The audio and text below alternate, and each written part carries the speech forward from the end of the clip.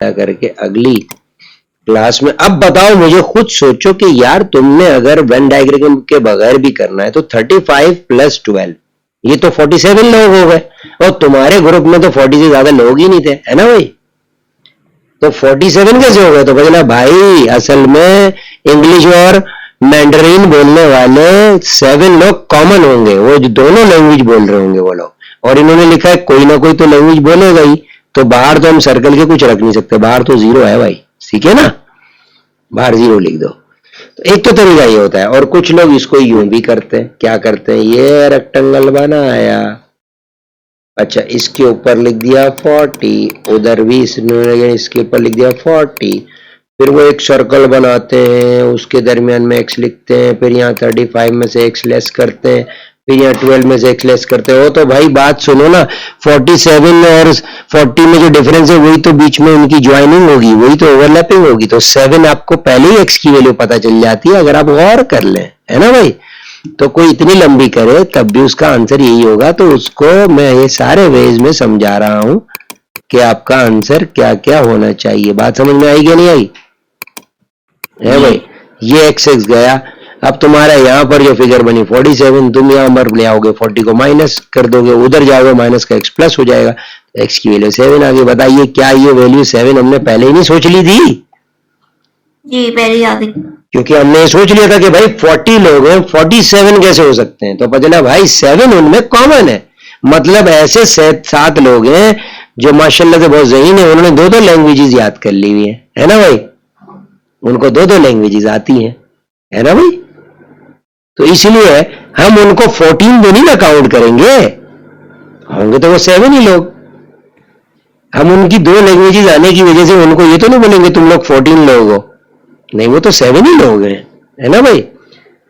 लेकिन देखा जाए तो 14 जैसा काम कर रहे होंगे, है ना भाई जी। कभी इंग्लिश में ट्रांसलेशन करके दे रहे होंगे तो कभी चाइनीज में ट्रांसलेशन करके देख रहे होंगे, तो आप कहोगे अरे 2 in 1 बंदा है यार, तो वो एक बंदा 2 लोगों का काम कर रहा होगा, है ना, इसीलिए आपको फील हो रहा था। समझ में आया क्वेश्चन कि नहीं? ठीक है, तो ये आपको समझ में आ गई होगी बात कि ये किस तरह से क्वेश्चन सॉल्व होते हैं सेट्स नोटेशन के, अपना सेट्स एंड वेन डायग्राम के।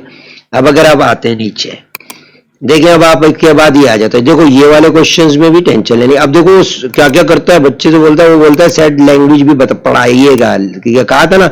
अब सेट लैंग्वेज में चीजें मैंने क्यों पढ़ाई थी, ए यूनियन बी क्यों पढ़ाया था, वो इसलिए पढ़ाया था कि आप ये आराम से लिख सको, ठीक है। मास क्या हुआ, हो गए फारे? अच्छा जी भाई, देखिए तो ये देखिए बेटा, अब बात आई, आवाज आ रही है समझ? जी जी अब देखो कोई तुम्हें कह रहा है ए यूनियन बी, तो तुम समझ गए अरे इसका मतलब है दोनों सर्कल, अच्छा पता चला ए इंटरसेक्शन बी 5, इसका मतलब दोनों सर्कलों के दरमियान में इंटरसेक्शन कॉमन जगह भी है ना भाई। क्यों भाई? क्योंकि मैंने बोला था ए इंटरसेक्शन बी उनकी कॉमन जगह है ना भाई। इसका मतलब है ये तुमने ए बनाया, ये तुमने बी बनाया, इस जगह तुमने 5 लिखा, और ए यूनियन बी पता है क्या मतलब है? ए यूनियन बी का मतलब है ये दोनों के दोनों सर्कल सब कुछ मिलाएंगे, लेकिन 5 तो बीच में मौजूद है, तो आप टेंशन नहीं लें, आप सिर्फ काम करें, जो आप फिल कर सकते हैं पहले वो करें। अब लिखा हुआ नंबर ऑफ एलिमेंट ऑफ ए जो है ना वो 20 है, तो पूरा ए 20 जबरदस्त। तो पता चला भाई एडजस्ट करेंगे, ऐसा नहीं 21 लिख दे 5 मिले 25 हो जाए तो ए की फिगर गलत हो जाएगी, तो गलत नहीं होने देनी, एडजस्ट करनी है।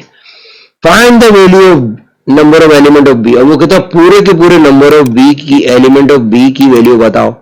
44 में माइनस करेंगे क्या? हाँ जी, क्योंकि हमें पता है कि जब हमारा ए यूनियन बी, अब जब तुम्हें नहीं, अब आप सोचो कि आपको A number of element of B चाहिए, आप इस जगह को x लिख लेते हो, तो आप करते क्या हो, पहले लिखते हो भाई 15 + 5 + x सब कुछ मिलकर 44, है ना भाई, ठीक है। अब आप पहले x निकालते हो, 44 - 20 24। अब आपने जो x सोचा हुआ होता है वो तो ओनली a वाली जगह को सोचा हुआ होता है ना, तो जब तुम्हें कोई कहे कि number of element of B बताओ, तो तुम कहोगे भाई फिर तो वो x भी मिला दो और साथ में 5 जो कॉमन था वो भी मिला दो। कितना बना भाई? 29। समझ में आया? हाँ भाई, सही है। समझ में आया? क्योंकि देखो ना, जो आप यूनियन करते हो उसके अंदर आप सब कुछ मिलाते हो, तो आपने ओनली बी वाली जगह को x कह दिया, तो इस तरीके से आपने 15 प्लस 5 प्लस x को मिला करके बोला भाई टोटल यूनियन तो 44 है, तो तुमने उसको 44 के इक्वल लिख दिया। फिर जल्दी से x निकाला, तो x जो है वो पूरे b को मेंशन नहीं कर रहा था, वो ओनली b को कर रहा था, तो आपने जल्दी से उसमें 5 मिलाया, जिससे पूरा का पूरा number of element of b आ गए। समझ में आई? यस। सर तो वो सब्ट्रैक्ट करने से जो है वो इंटरसेक्शन वाली वैल्यू नहीं आ रही थी उसमें। हाँ जी, क्योंकि देखो ना, इस वक्त जिस जगह मैंने x लिखा वो एरिया तो a b intersection a dash का एरिया है, ओनली b का एरिया है ना, ठीक है? तो सही है। ऐसे तो नहीं आ सकती, इसलिए समझ के लिखेंगे। ठीक हो गया? अब आगे चलते हैं। इसमें काम के क्वेश्चन आने वाले एक दो ही, जिससे आपको सेट्स के बारे में पता चल जाएगा सही वाला। अब बताइए, यहाँ 4 में कहता है कि भाई number of element of A 10 है, number of element of B 6 है, intersection of A and B वो 3 है, बीच में आ जाएगा 3 है ना। Set the value of number of element of A union B. अब देखो ए यूनियन बी कितनी जल्दी आ जाएगा। आप कहोगे अच्छा ये तो कोई मुश्किल नहीं है। आपको अच्छा टोटल लेंथ तुम्हारे पास 10 है, टोटल ए तुम्हारे पास 10 है, ओके।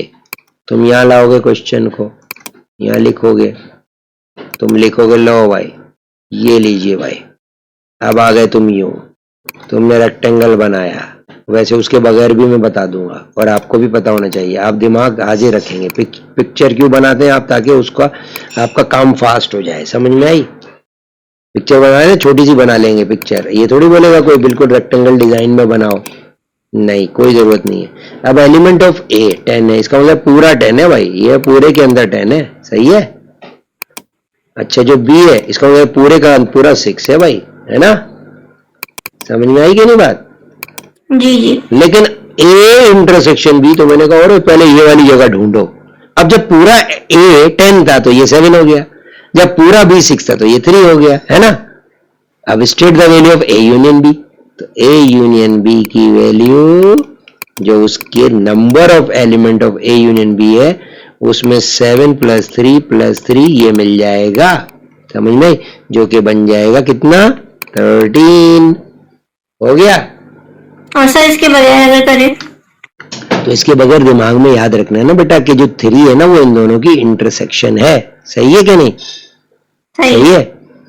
तो उसमें क्या करना पड़ेगा? अगर आपके पास उनकी इंटरसेक्शन मौजूद है, सॉरी ए और बी की जो यूनियन है वो निकालने के लिए पहले देखा जाएगा ए इंटरसेक्शन बी कितनी है, पता चला 3 है। तो अगर आपने उसमें से ए में से 3 लेस करना पड़ेगा तो 7 हो जाएगा, ओनली ए। और फिर बी जो है वो लेस करोगे, 6 में से 3 लेस करोगे 3, तो ओनली बी। तो इन सबों को मिलाया जाए जिससे यूनियन बनता है तो यूनियन बना दोगे। सही है? समझ में आ रही बात? नहीं सही है? और इसका फॉर्मूला भी है, वैसे तो बताऊं, इसका फॉर्मूला भी होता है। देखो number of element of A union B हमेशा बराबर होता है number of element of A plus number of element of B minus number of element of A intersection B. समझ में आई? अब खुद सोचो, number of element of B A क्या होगा? क्या कह रहे हैं? गाड़ी हटानी है? तो वो कहाँ है अभी? ऐसा पता नहीं। अगर वो इजीली आ सकते हैं तो देख लेते हैं। जी भाई ये लिखा 10, बी कितने थे बच्चा? 6, और इंटरसेक्शन कितनी थी बेटा? 3। तो बोलो 16 माइनस 3 कितना हुआ? 13। कोई प्रॉब्लम? ये फॉर्मूला भी यूज होता है। समझ में आई? समझ में आई? जी जी अब तुम बोलोगे ये फॉर्मूला क्या होता है, तो फिर इसको हम पढ़ेंगे इसमें नॉट म्यूचुअली एक्सक्लूसिव। ये नॉट म्यूचुअली एक्सक्लूसिव का फॉर्मूला है। अब आपको वो अलग से पढ़ाऊंगा, म्यूचुअली एक्सक्लूसिव क्या है, नॉट म्यूचुअली एक्सक्लूसिव क्या है, इंडिपेंडेंट इवेंट्स क्या है। समझ में आई? वो एक अलग चीज है, वो ए लेवल्स में भी पढ़ते हैं हम। सही है? तो अभी आपको मैंने दोनों तरह से 13 दिखा दिया। सही है?